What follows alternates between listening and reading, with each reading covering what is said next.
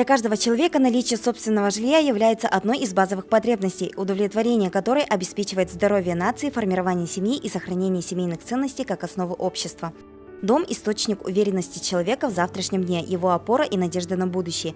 Общество с ограниченной ответственностью «Строймонтаж-2002» предлагает вашему вниманию инвестиционный проект по комплексной застройке 84-го квартала города Якутска. В ходе реализации данного проекта планируется сформировать современный жилищный фонд, который сможет разместить более 8 тысяч жителей. В этом квартале запланировано введение в эксплуатацию на земельном участке в 11 га 11 новых жилых зданий по 16 этажей. 7 из них будут оборудованы встроенными гаражами. Общая площадь составит 177 тысяч квадратных метров, в том числе 3652 квартиры.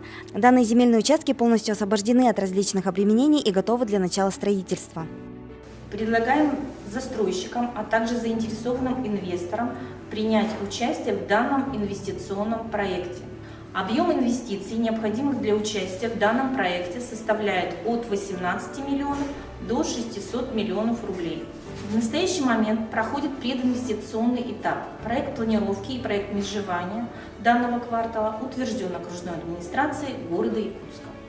Проект предполагает в целом развитие инфраструктуры, благоустройство прилегающих к строительным площадкам участков, участие в программе переселения граждан из ветхого и аварийного жилья, а также в других жилищных программах муниципалитета. Данный проект планируется реализовать до 2020 года. Земельный участок полностью обеспечен инженерной инфраструктурой. Подключение будет осуществлено по договорам технологического присоединения энергоснабжающими организациями.